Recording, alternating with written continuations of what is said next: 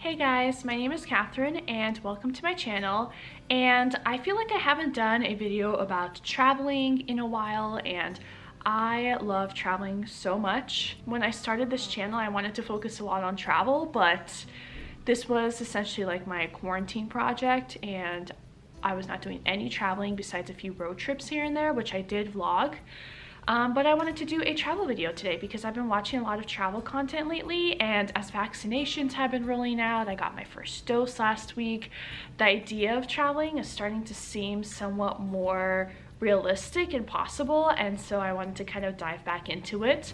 And today I wanted to talk about ways that you can travel as an adult. A lot of travel, it's either just like a couple days to 2-week type of vacation, or it's like studying abroad.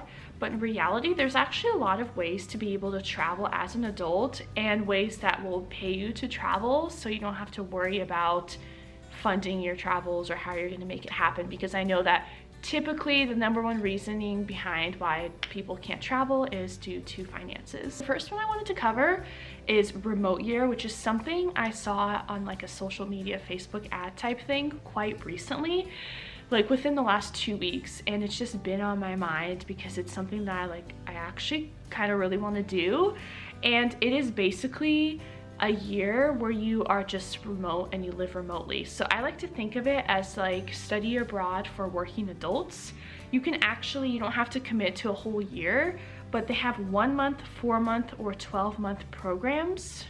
So basically how it works is they don't find jobs for you. You basically find a job that's remote, or you have a remote job already, or you talk your employer into working remotely. Basically you make it so that you can work remotely, which I feel like with COVID, and one of the biggest things COVID will do in long term is have just more flexibility with work and allowing people to just work remotely. It'll be a lot more common because we've been forced into it, and now we can see that it's very possible to do so. This program, basically, the fee includes accommodation, transportation, a co-working space, and activities. One thing I really like about this program is that things are taken care of for you, and you'll always have like a program or something to rely on, but also it gives you a community. In the evenings and on the weekends, there's these activities that Remote Year puts on that some are included, some are in addition, and of course you have time, and the flexibility to do your own thing because you're all adults, but you have that community, and each month you go to a new country. If you do the whole year, you go to all the different countries within Asia, South America, Africa, and Europe, and accommodations are actually really nice. It's not like hostels or dorms, because this is designed for proper adult working people. So you share apartments that have between 2 to 3 people, and there are other people in the Remote Year program. But yeah, that's kind of the generalness of Remote Year, which I think is really cool. So the next thing is a working holiday visa. Now this of course depends on what country you're going to and what nationality you are. I'm an American, so I'm going to talk about it through an American standpoint, and I actually did this in 2018. So I graduated undergrad in 2017, and I started grad school in the fall of 2018. So in the beginning of 2018 to mid 2018, I did a working holiday visa, and those are very popular for Australia and New Zealand. But basically they are year-long visas that are pretty easy to get. I'm talking about pre-COVID times though right now.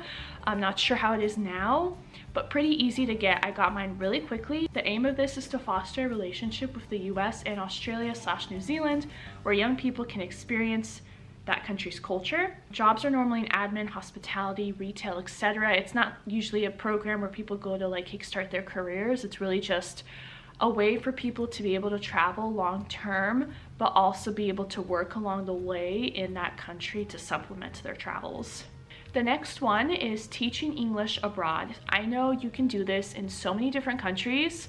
One popular place is South Korea. I feel like that would be a really cool place to go abroad and teach English, but I know China, or just honestly in so many different countries, because English is just such a needed language. And it's, if you're an American or someone that grew up speaking English natively, went to school and where you learned in English, I feel like in that case being able to teach English abroad is not very difficult.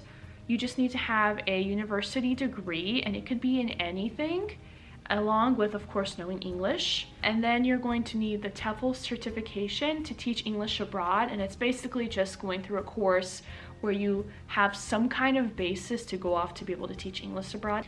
And then there's volunteering abroad. Now, to volunteering, you're not going to be paid or anything like that, but I think that volunteer programs are a great idea for somebody who wants to have purpose behind their travel. There's a lot of different international volunteer organizations that help you find programs and then take you to those countries. International Volunteer HQ has over 50 destinations and is the world's leading, most experienced volunteer travel organization since 2007, and they are the perfect option for an impactful volunteer vacation, gap year, or alternative break. And I looked on that website and there's so many different options. You can travel or volunteer from 1 week to 24 weeks with programs in Africa, Asia, South America, Central America, North America, Europe, the Caribbean, the Middle East, and the Pacific. And projects vary from like animal care to agriculture to childcare to construction to teaching elderly people to turtle conservation and creative technologies and woman empowerment. There's so many different things.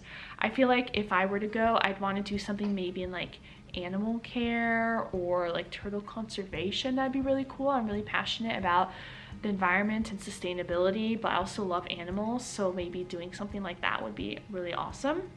But also like women's empowerment, I think that could be really, really cool as well. And I think that could also, even though it's volunteer work, you could easily put that on your resume and that'd make you stand out so much. Next is WWOOFing, which sounds a little bit funny. It stands for Worldwide Opportunities in Organic Farming. So basically you work in exchange for accommodation, and it is a worldwide movement to link visitors with organic farmers to promote a cultural and educational exchange and build a global community conscious of ecological farming and sustainable practices. So if you're passionate about just agriculture, sustainability, nutrition, herbalism, like living life off the land, like any of those kinds of things, I think WWOOFing could be a really cool option. And although you're not necessarily getting paid to do it, you are getting free accommodation. And maybe it depends on the project or certain situations, maybe you might get paid, but I think generally, again, I have not done this program either, but typically you do it for the experience and the accommodation. So there's that one. And then there's being an au pair, which is basically like being a babysitter essentially abroad. And it is what I found online, a helper from a foreign country working for and living as part of a host family that helps parents take care of the family's responsibilities such as childcare as well as housework. And they typically receive a monetary allowance for personal use and free accommodation as well. Sometimes it might be just accommodation, sometimes it might just be getting paid, but usually it's both, I would say. So especially if you love children and you want to truly get a cultural experience, you will be living with a family that's local to that country, and they'll be able to show you all the best places because they're locals, they know where to go. And I think that could be a really cool and immersive experience as well. Next is working at the Peace Corps. So the Peace Corps is an independent agency and volunteer program that is run by the United States government that provides international social and economic development assistance. And this program was established by the executive order by President John F. Kennedy on March 19, 1961, and authorized by Congress in September 22nd, 1961. So volunteers are American citizens with a college degree. That's really the only need, is to be a citizen and to have a college degree. And then you work abroad for a period of usually about 2 years, and you have a 3-month training period. So volunteers can work in a variety of different countries in a variety of different sectors. There are 6 official sectors within the Peace Corps, and you can do agriculture, community economic development, education, environment, health, and youth and development. For me, I've actually looked into this, and I haven't done it just because I've been in school and now COVID and stuff like that, and it is a commitment, 2 years. I was most interested in doing the community economic development or environment. They basically pay everything for you, but don't expect for the Peace Corps to put you in like England or Japan or somewhere very advanced and like highly developed, I guess you could say. It's more in countries that need the extra support, more developing countries. It's mostly in like Africa, Southeast Asia, some South America. And the last thing I wanted to mention is just working in the travel industry in general. This isn't specifically going out to a place on a specific program, but more so you will be working in the travel industry. So you're more likely to travel for your job and live in that field, I guess, because you are working within travel. If you love to travel, why not make it a career? Because there's actually a variety of jobs within the travel industry, and I will list some of those for you. So within the travel industry, you can be in the travel PR or public relations. You could be a travel advisor or a travel agent. You could do travel writing, you could do travel videography. There's a lot of different options. And in order to find these different jobs, I would recommend, there's a lot of different groups out there.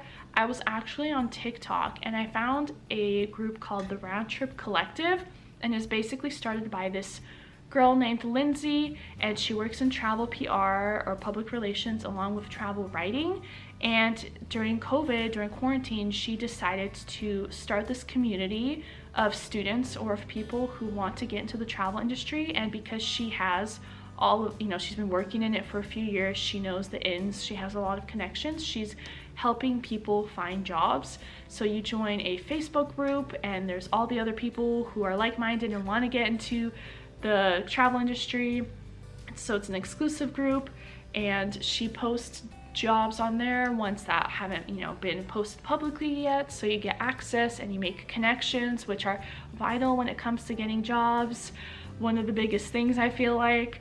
But along with that, also she has a course. So basically you're paying for the course in this Facebook group is in addition to that. And the course goes through what it's like working in travel public relations, working in travel writing and travel advisor and all of that. And then there are monthly Q&As with people who work in the travel industry. So once you finish the course, then you will still have like these monthly Q&As that you just get to go to as long as you want, and also be a part of this Facebook group.